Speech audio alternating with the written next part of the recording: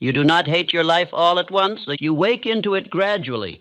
It is the alarm you silence without urgency, the work you perform without pride, the conversations you endure without interest, the evenings that blur into repetition. Nothing catastrophic, just a quiet heaviness that returns each morning. And one day you admit, if only to yourself, this is not the life I intended. But then you say something even more dangerous. Perhaps this is all there is. That sentence is the true prison.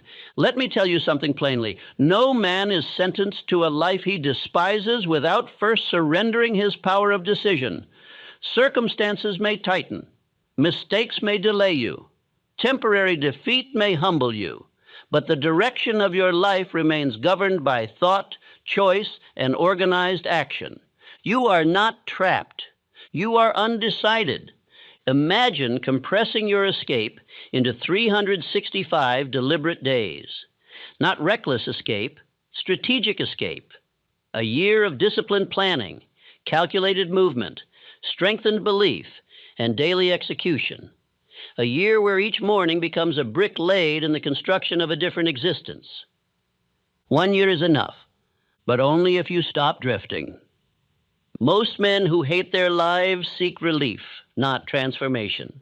They change distractions, not direction.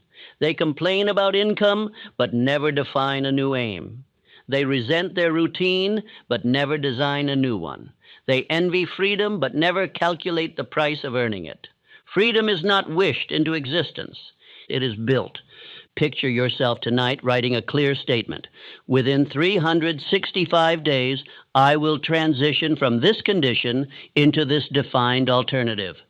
Specific income, specific work, specific lifestyle, measurable, concrete, demanding. That act alone separates the dreamer from the builder. Then comes conditioning. Every morning and night you read that statement aloud.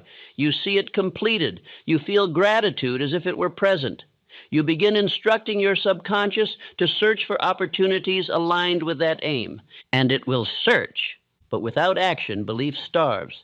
So you organize. You calculate how much you must earn, save, learn, or build each month. You identify the skills required.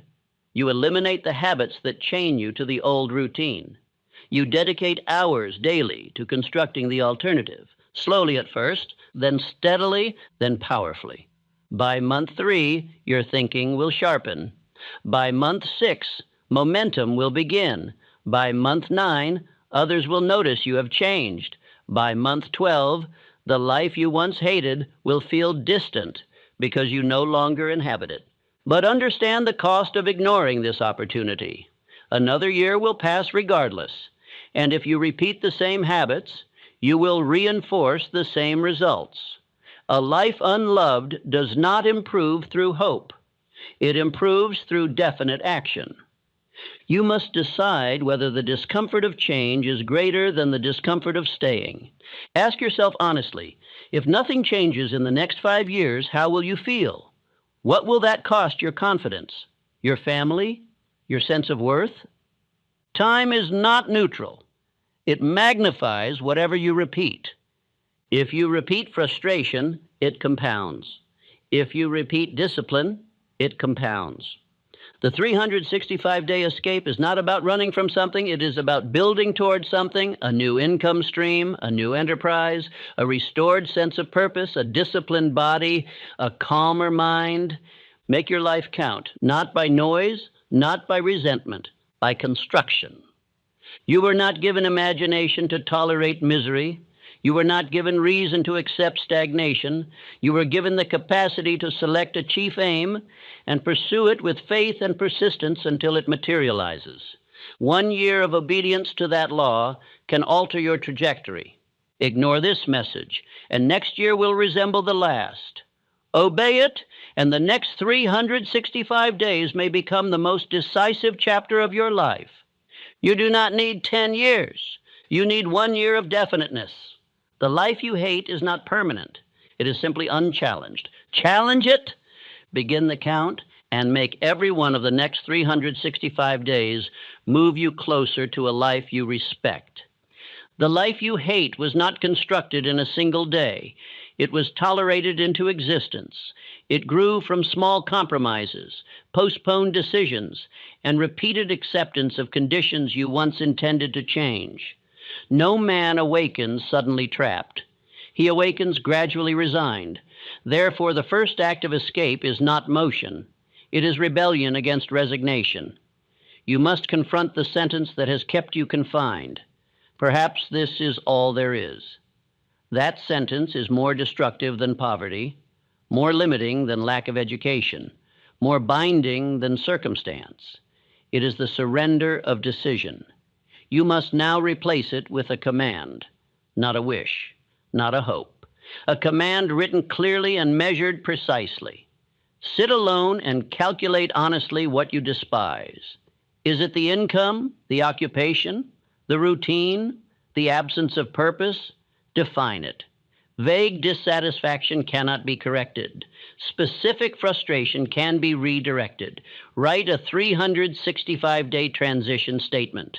Within 1 year from this date, I will move from this present condition into this defined alternative. State the income you will earn.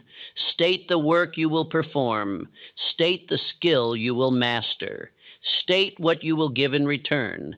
No man escapes without paying price in effort, learning, and persistence. Edwin C. Barnes did not wait for opportunity to invite him. He decided he would become partner to Thomas Edison and shaped his actions accordingly. That decision preceded evidence. Your decision must do the same. When you write your decree, you separate yourself from the crowd that complains without construction. The act of writing engages the subconscious. It informs your mind that dissatisfaction will no longer be tolerated passively. Read the decree morning and night. Speak it with firmness. Let this affirmation anchor your resolve. I decide the direction of my life. Speak it whenever doubt attempts to argue. Many men remain imprisoned not because they lack ability, but because they lack definiteness. 5 more years of indecision will not improve your condition. They will harden it. Consider the cost of continuing unchanged. What will your confidence look like after another 5 years of quiet frustration? What example will you set for those who observe you? Time magnifies repetition. If you repeat resignation, you strengthen chains. If you repeat decision, you weaken them. This first quarter of your escape is devoted entirely to command. Do not attempt dramatic action yet. Install certainty first. Eliminate language that excuses your condition. Remove phrases such as I guess or maybe someday. Replace them with I will. The mind responds to authority. When you speak decisively to yourself, behavior begins reorganizing subtly. You will notice small changes. You will guard time more carefully. You will observe opportunities previously ignored. This is the beginning of mental liberation. It may appear small, but it can save 10 years of silent dissatisfaction. Most men never reach this stage. They complain, compare, and endure. You will decide. That difference alone changes trajectory. The prison door opens first in thought. Once opened, organized action can follow. But without decision, action collapses quickly. Therefore, take this stage seriously. Write the decree. Speak it daily. Review it weekly. Refuse to negotiate with the old identity. In doing so, you break the quiet prison not by force, but by command. And once command is established, the remainder of the 365-day escape becomes not fantasy, but plan. After the decision has been written and the decree declared, you must confront a quieter enemy. The mind that tolerated dissatisfaction for years will not immediately obey a new command. It has grown accustomed to certain thoughts, certain explanations, certain excuses. If you attempt to build a new life while permitting the old internal language to continue, you will sabotage yourself without realizing it. Therefore, the second stage of your 365-day escape is devoted entirely to reconditioning the mind that once accepted misery as normal. You must first become aware of the phrases you repeat privately. I'm stuck. It's too late. This is just how things are. These sentences may seem harmless, yet repeated often enough, they become instructions to the subconscious mind. The subconscious does not argue. It obeys. If you have told it for years that your condition is fixed, it has organized your behavior accordingly. Now you must give it new instruction with equal persistence. Read your 365-day transition statement aloud every morning before the world intrudes. Read it again at night before sleep claims your attention. Do not whisper it timidly. Speak it as though you were addressing a trusted assistant who awaits orders. Because in truth, you are. The subconscious mind is that assistant. It will begin searching for ideas, connections, and opportunities aligned with your aim if you command it consistently. Visualize the completed transition with clarity. See yourself performing the new work. See the new income reflected in numbers. See the expression on your face when routine no longer feels oppressive. Feel gratitude in advance. Gratitude strengthens belief. Belief strengthens action. Henry Ford held firmly to the concept of an affordable motor car long before the mechanics around him believed it could be built. His mental picture did not fluctuate with doubt. Yours must not either. Guard your associations carefully during this stage. If you surround yourself with those who speak constantly of limitation, your own conviction will weaken. Seek those who respect growth and discipline.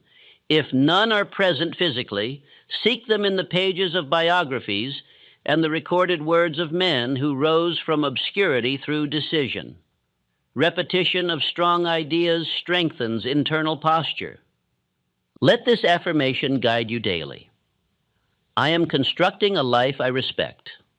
Speak it when the old routine attempts to convince you that change is impractical. Speak it when fatigue whispers that endurance is easier than transformation. Speak it when temporary discouragement appears. Understand this clearly. 6 months of steady mental conditioning can undo years of silent discouragement. You are not merely changing circumstances. You are altering identity, and identity governs outcome. When you begin to think of yourself as a builder rather than a victim of routine, your posture shifts. Your speech sharpens. Your attention begins filtering for opportunity instead of evidence of limitation. You may not yet see dramatic external change during this quarter.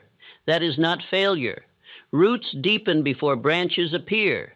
Continue reading your decree without interruption. Continue rejecting negative internal language. Continue visualizing the completed aim. Continue affirming your authority over direction. Most men abandon change during this stage because evidence has not yet caught up with intention. They misinterpret delay as defeat. But delay is not denial. It is preparation. The subconscious mind requires repetition before it reorganizes behavior fully. Give it that repetition. By the end of this second phase, resignation will feel unnatural. You will begin noticing moments where you respond differently to circumstance. Where once you accepted inconvenience quietly, you now calculate alternatives. Where once you complained, you now plan. That shift is subtle but powerful. The prison door opened in the first stage through decision. In this stage, the chains weaken through repetition. And when the mind is reconditioned, organized action will no longer feel forced. It will feel necessary. You are not escaping emotionally, you are escaping methodically. And that method begins in the mind. By the time you reach this stage of the 365-day escape, something within you has already shifted. You are no longer merely dissatisfied. You are deliberate. The decree has been written. The mind has begun to accept new instruction. Now you must translate belief into structure. Freedom is not improvised. It is calculated. Many men who hate their lives attempt reckless departure. They resign without preparation. They leap without bridge. Such action is not courage. It is impulse. Impulse often returns a man to the very condition he sought to escape. Strategic exit is different. It is patient, organized, and relentless. Begin with numbers. Calculate precisely the income required to replace or surpass your present earnings. Guessing will not suffice. Write the exact monthly figure, then divide it into practical increments. How much must you earn additionally each month? How much must you save? How much must you reduce in expense? Precision transforms fantasy into project. When the numbers are clear, fear weakens. Vagueness amplifies anxiety. Measurement reduces it. Next, identify the skill or service that will carry you into the alternative life. No transition occurs without value rendered. Study what the marketplace rewards. Determine how your existing abilities can be refined or redirected. If necessary, commit to learning a new craft deliberately. Dedicate fixed hours each day to building this alternative income stream. Not when convenient, not when inspired, fixed hours. The difference between those who escape and those who complain lies in scheduled construction. Practice the habit of rendering more service than you are presently paid for, even within your current occupation. This principle may appear unrelated to escape, yet it sharpens capacity and builds reputation. The clerk who becomes indispensable creates leverage. The salesman who masters his territory expands opportunity. Every additional skill strengthens your bargaining power. The man who prepares thoroughly need not fear transition. Eliminate habits that chain you to the old routine. Idle evenings, careless spending, association with those who discourage ambition. These must be reduced or removed. Time is capital. Guard it fiercely. Each hour invested in building the alternative shortens the life you hate. Each hour wasted lengthens it. Let this affirmation accompany your daily labor. Every day builds my escape. Speak it when fatigue tempts you toward delay. Speak it when progress appears slow. Slow progress under direction is superior to rapid motion without plan. Measure monthly progress with honesty. Did additional income increase? Did savings accumulate? Did skill improve measurably? Write the evidence plainly. Numbers do not flatter or condemn, they reveal. If results lag, adjust the method without abandoning the aim. Adjustment is wisdom. Retreat is surrender. Consider the example of the man who abandoned gold 3 feet from success because he lacked organized planning. Later, applying the lesson, he entered insurance with persistence and built fortune. Defeat corrected his method. You must apply correction early rather than after collapse. Organized planning prevents emotional reversal. As months advance, you will feel momentum gathering. By month 6, your thinking will sharpen. By month 9, others may begin noticing that you are different. You guard time. You speak with intention. You decline distractions calmly. They may not understand your method, but